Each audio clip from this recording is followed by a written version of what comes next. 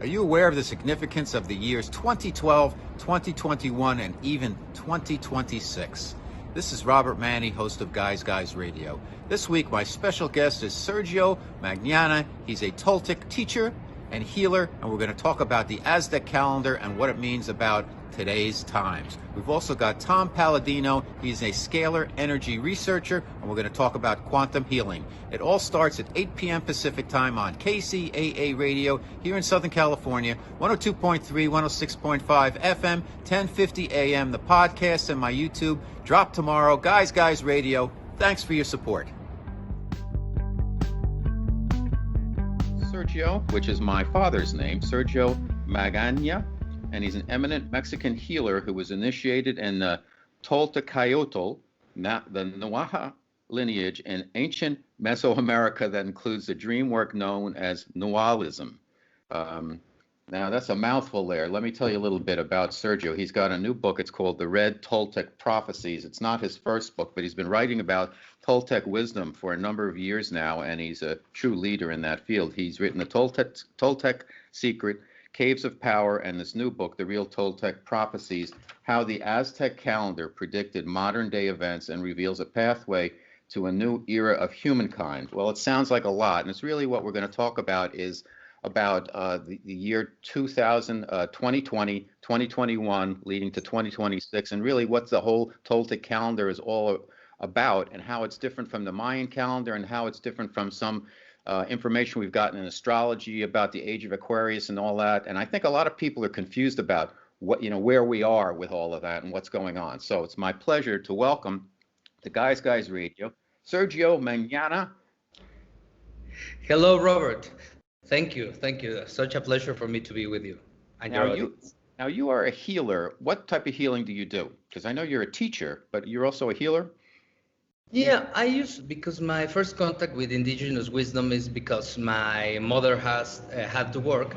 So I was really raised by my nanny, that she was the daughter of the Otomi community that they live very close to Mexico City. So since I was a child, I saw cleansing with the eggs, with plants, very, very close to curanderismo.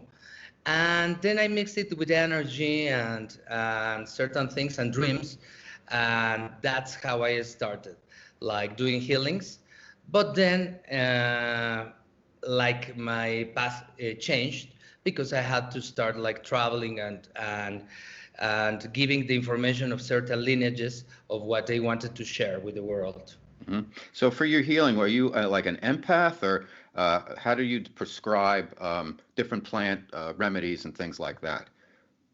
Not exactly prescribing. It was like using like sometimes plants together with the smudge, but mainly the work was energetically. Okay. Actually. Yeah. Now, can you see people's auras? Can you empathic? Okay. Yeah.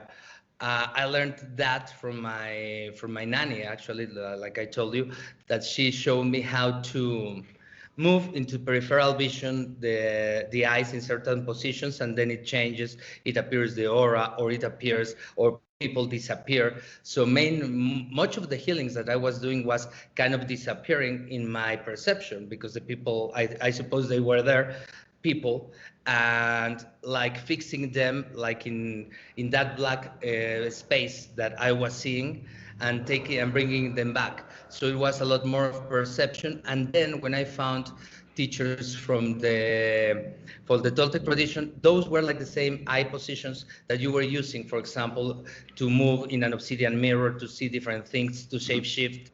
So it was very similar. Okay. Let's, for the benefit of our listeners who may not be familiar, but they may have heard of Toltec traditions and the Mayan calendar and the Aztec calendar and all of that, could you just kind of give a quick overview as to what the Toltec tradition is and how it's different from anything from the Mayan traditions, and also the differences between the different calendars that you've worked with from your Mexican heritage? Yes. The first calendars that were found belong to two cultures that are the Mixtecs and the Zapotecs, that they were very close in Oaxaca. And from there, one part of those groups and the information of the calendar went to the south and the other to the north. The ones of the south became the Mayan calendar. And they have like the same base, for example. And they have like what we consider like weeks, that 13 days, like we could consider months like 20 days. So they have many, many things in common. Then the ones that went to the north, they became the Nahua calendar. The Nahua is a language that was shared by Teotihuacans, then Tlaxcaltecas, then Toltecs, then Aztecs. So actually the Aztec calendar is not really Aztec. It comes from a long, long lineage that share the same lineage, the same information. And the counts are quite similar. For example, the long count that is very famous because of the end of the world, or what we're saying now of the 2021, is a cycle of 26,500 years. And the Mayans, I don't know why exactly they split it in 5. So they have 5 cycles that gives you 5,100 and something years. And for the Toltecs, it was split in 4, because it was said that it were four main moments of the day, phases of the moon, elements, and that gives you measures of 6,625 years. And it's the same, like you said, of the Aquarius. It's the same of the precession of equinoxes of the Egyptians. It's the same number. In the Western astrology, it's the same number, but was split into the 12 eras. And then you get the Pisces era, the Aquarius era, and all of them are like 2,000 and something. But it's universal. Just how they divide it according to different cultures, it's what changes. Mm-hmm. No, that's so true. The Kabbalah, the Norse heritage, Mayan, Greek culture, a lot of similarities. And I've noticed, speaking with a lot of spiritual messengers and teachers, is that there's so many tenets that are similar across the different religions. Basically, it's all about recognizing the divinity in other people and then working from there, just working with pure love and God. What is the significance, though, of the tree of life in your work?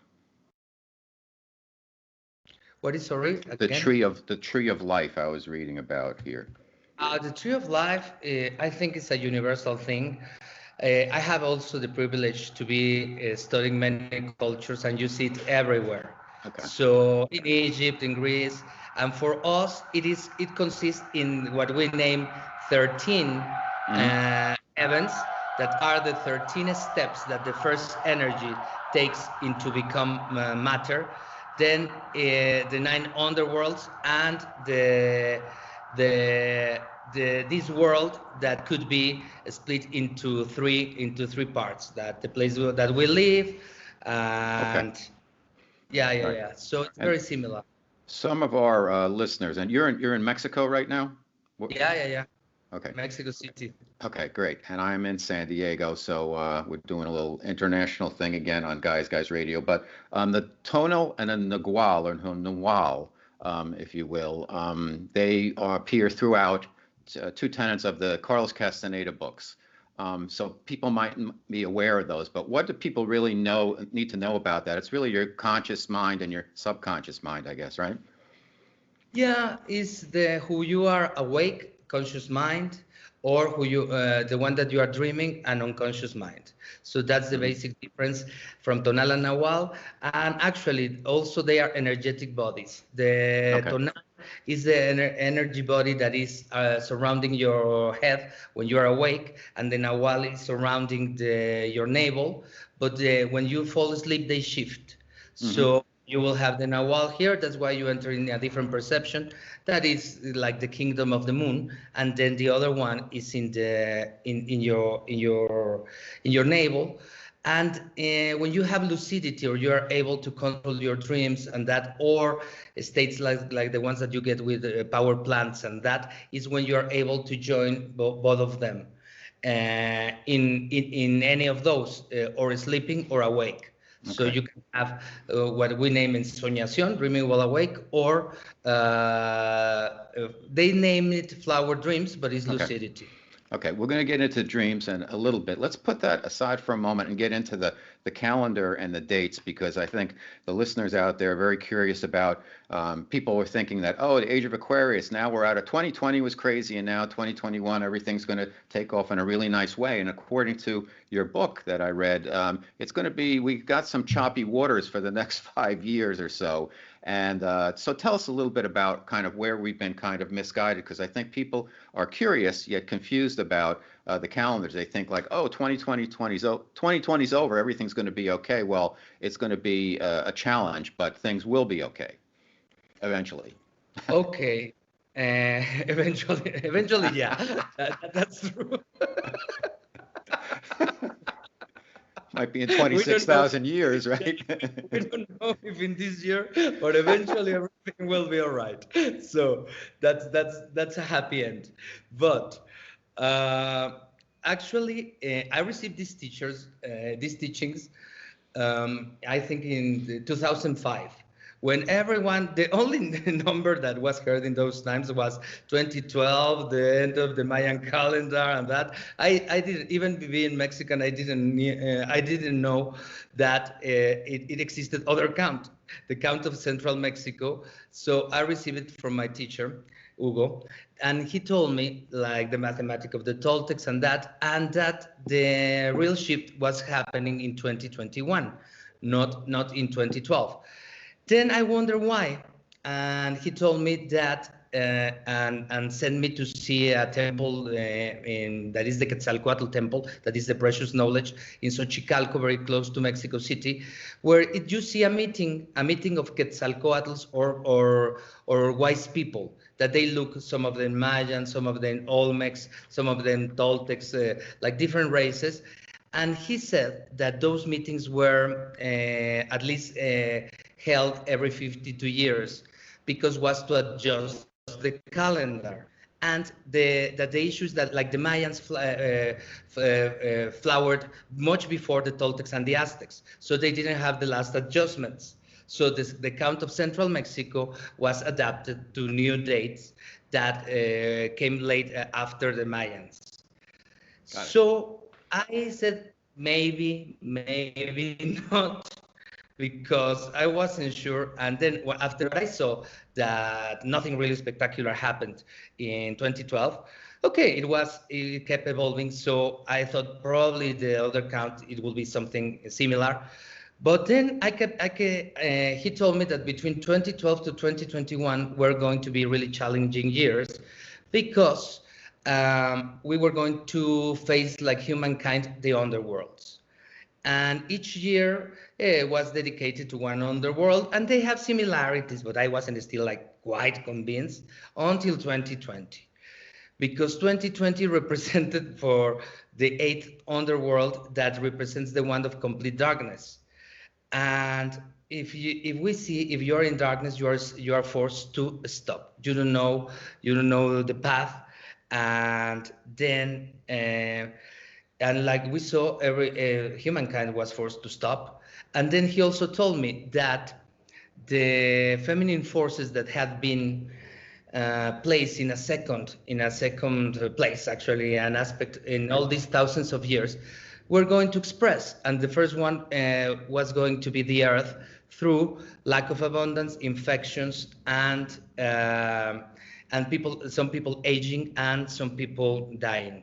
So when I saw this, I said, okay, it's really clear. The others could look like coincidence, but I think the count that is accurate, and not because the other one was wrong, is because the other one didn't have the adjustments to add dates. Got it. Okay. So, and it's happening, and I'm seeing every time more and more all the things happening and adjusting to the Toltec count. That of course it gives me certainty and certain ways to do it with grace, but it doesn't say that they were going to be easy times. Okay, so the next 5 years, give us a snapshot year by year of what the Toltec calendar has told you. Okay. We're in 2021 now.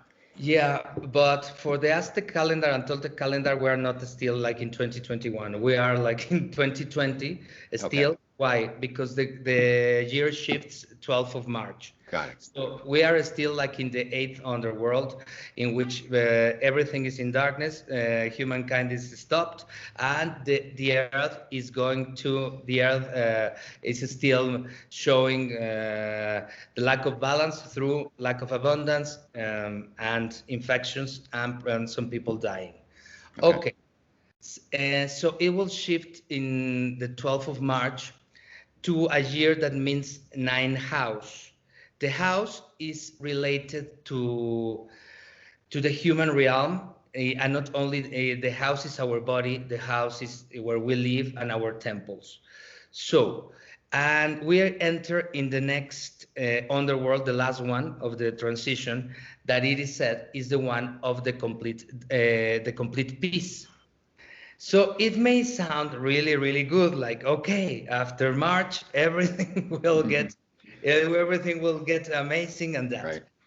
But that is one possibility, because if you see the teachings, to get into complete peace represents that you solve the previous underworlds, so that you solve your repetitive destructive patterns.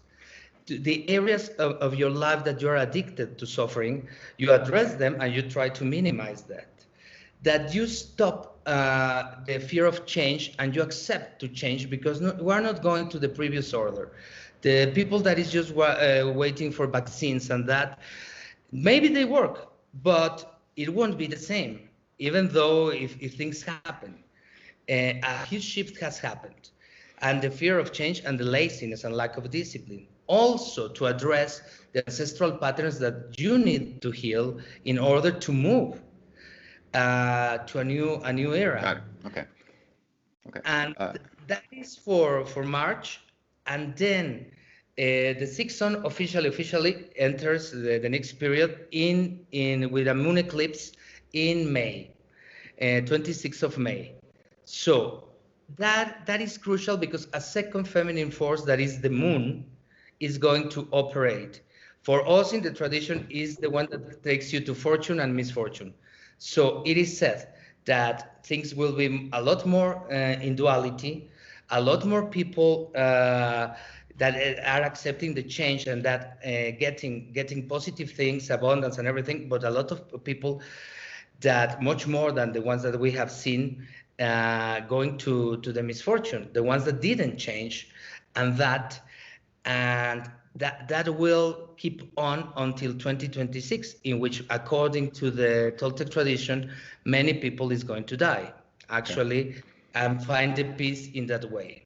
Got it. But, Okay. Guys Radio, special guest is Sergio Magaña. My name is Robert Manni. The name of the show is Guys Radio. We're talking about the real Toltec prophecies. Sorry to cut you off there, Sergio. Continue, please.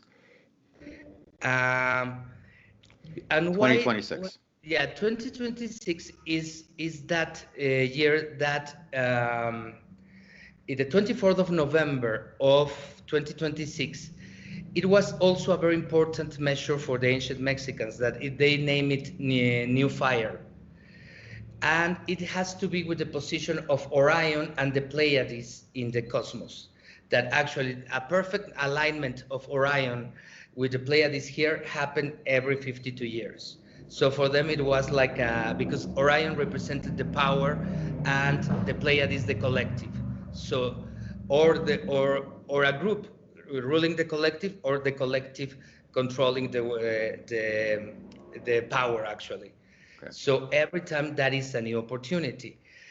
And so until that date, we will be seeing the ones that adapt. Which are the difference between the previous cycle? In the previous cycle is like tonal, like you said, from Carlos Castaneda. We are awake and we are looking outside. When we look outside, God is outside, satisfaction is outside, medicine, we need vaccine. Right? Yeah. And we need satisfaction from people, or war, conquering, and that. Now that we're entering in a sun of the midnight, so we are closing our eyes, it's like going inside. First, we must see the things that I mentioned previously, our underworlds. Where is our mind trapped? Then our dreams, like really, like it's addressed in all the languages of the world, that the girl of my dreams, the work of my dreams, everything of my dreams is that you dreamt it before. Of course, what you do when you are awake also creates part of your dreams, but it's a cycle that first you have to dream it.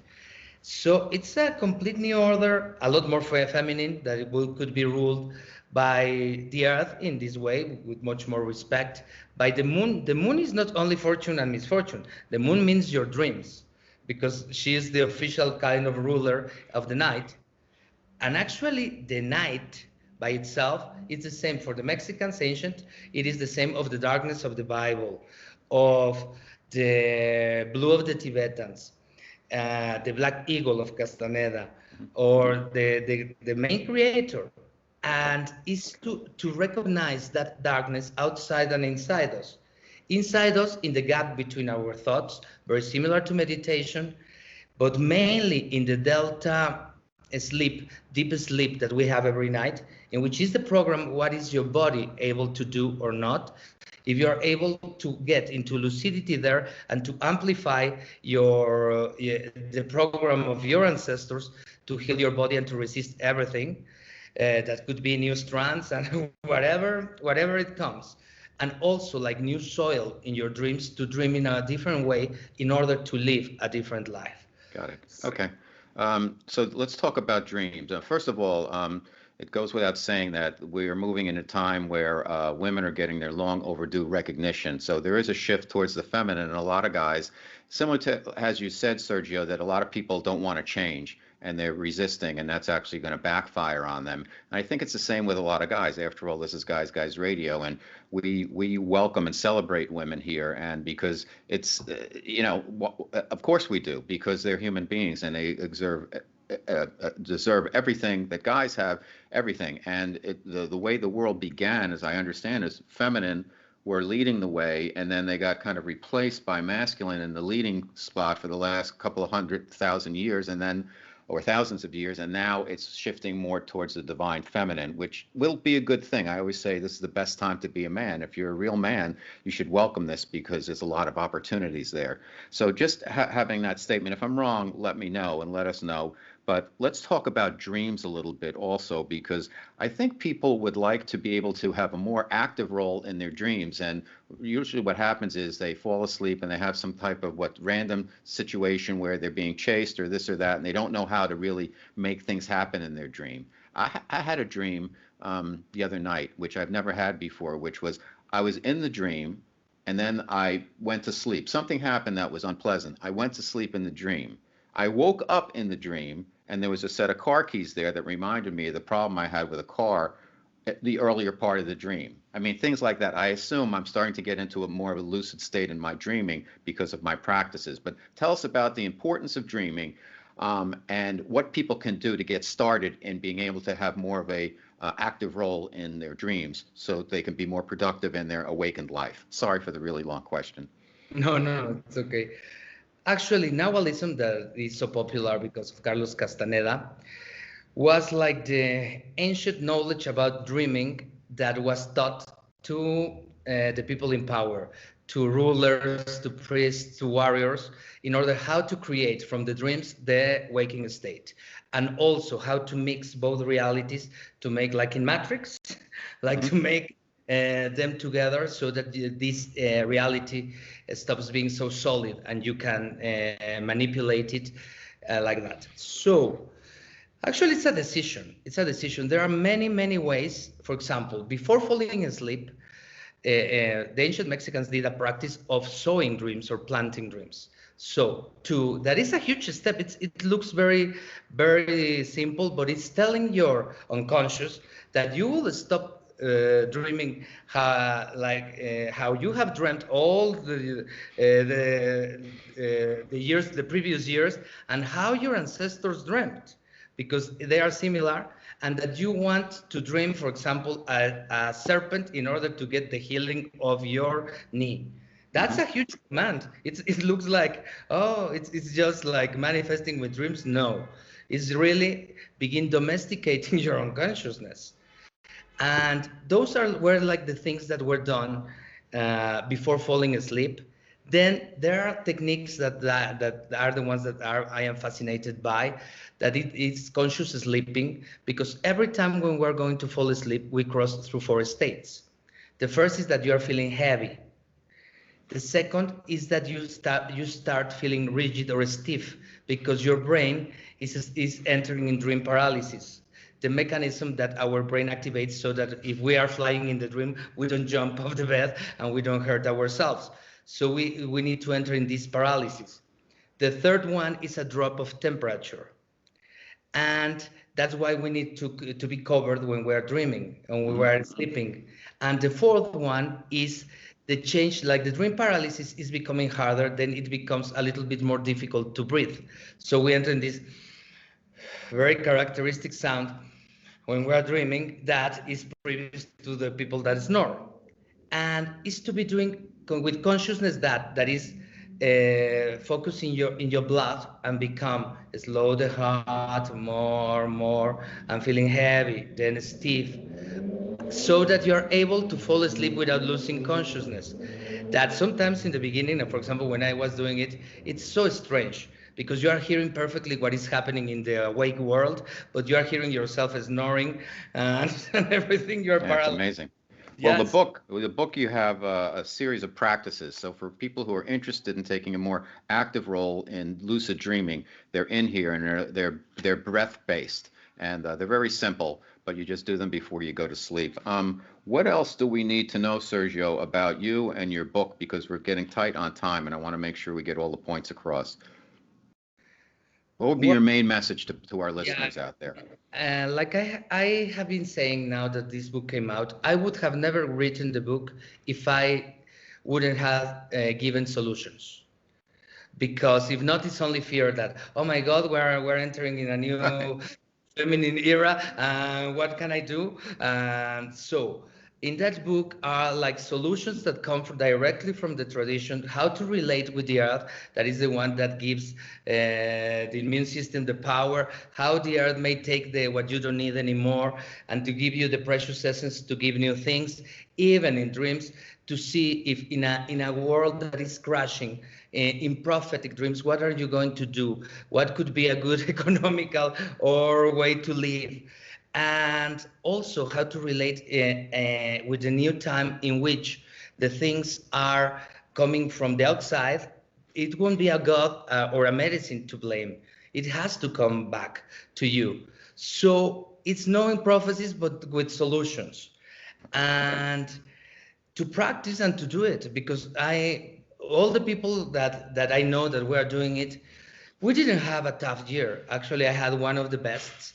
Of course, I'm not happy with to be in lockdowns and that. Sure. But it's the outside world. My inside world is working.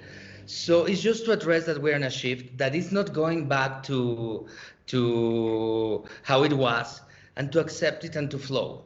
Great. Fantastic. Okay. Sergio Magaña, my special guest, The Real Toltec Prophecies. Sergio, where can people find out more about you and get your books?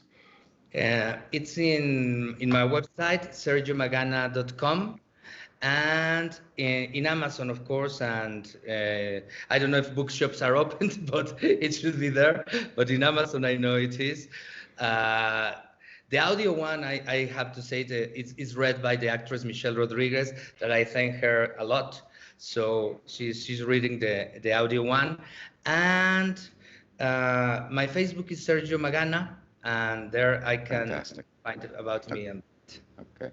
Well, thank you. You've been terrific. There's a lot to unpack here, and we didn't really have enough time. But again, the name of the book is The Real Toltec Prophecies, How the Aztec Calendar Predicted Modern-Day Events and Reveals a Pathway to a New Era of Humankind.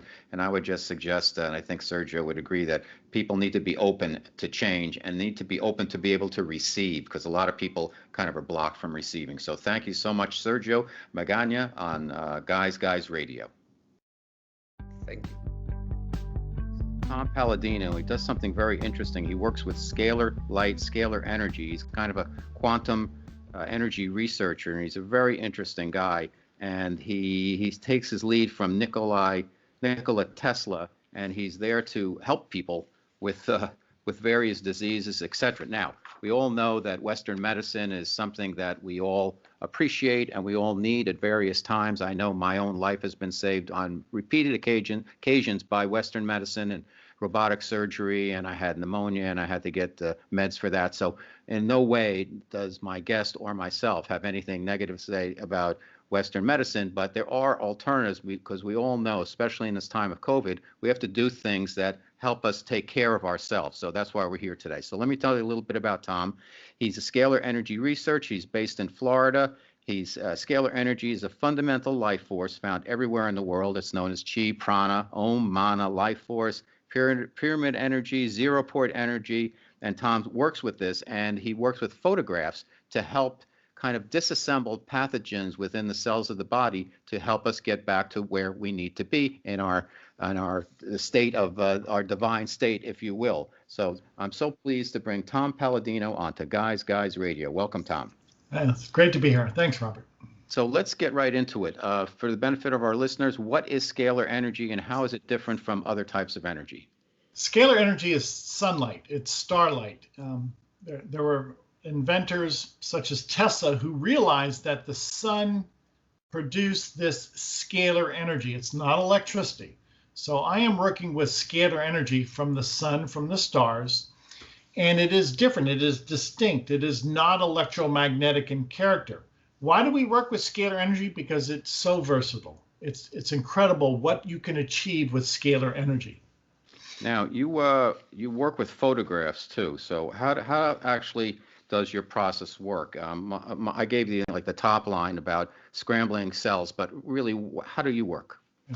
Well, I work remotely with people by way of their photograph. There is no physical office that you visit.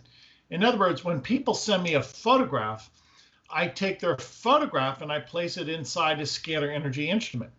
Now, what do I mean by that? Well, your photograph has an energetic signature. It has your force field attached to it.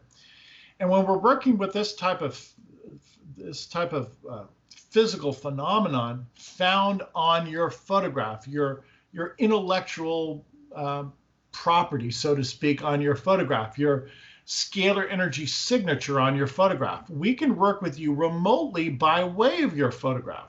So a photograph carries your energetic signal that is peculiar to you, and I simply place your photograph inside my instrument, and my instrument then will make a connection with your energy signature.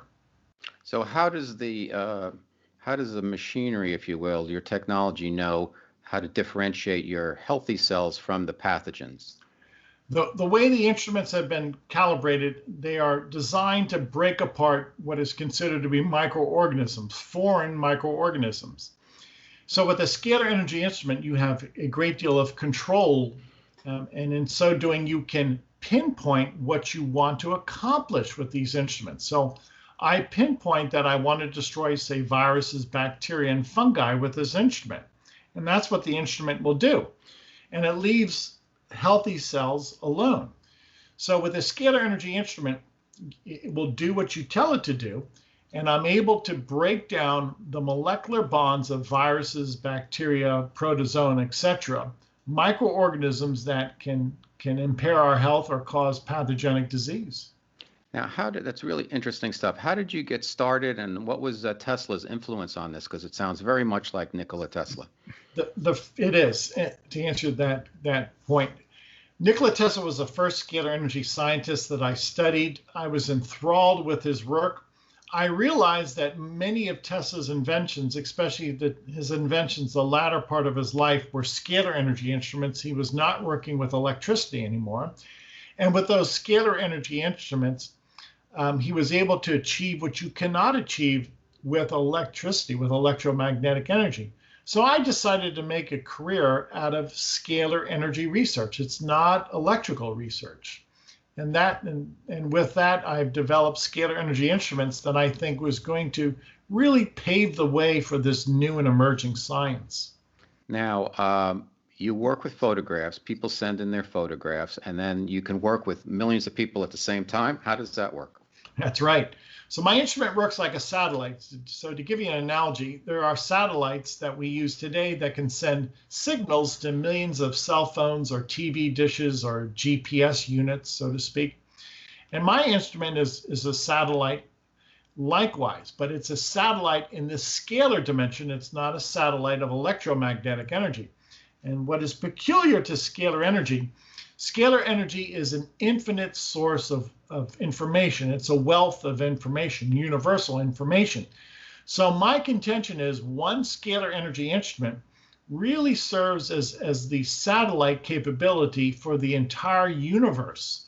There is no time, there is no distance that we cannot overcome with the scalar energy satellite.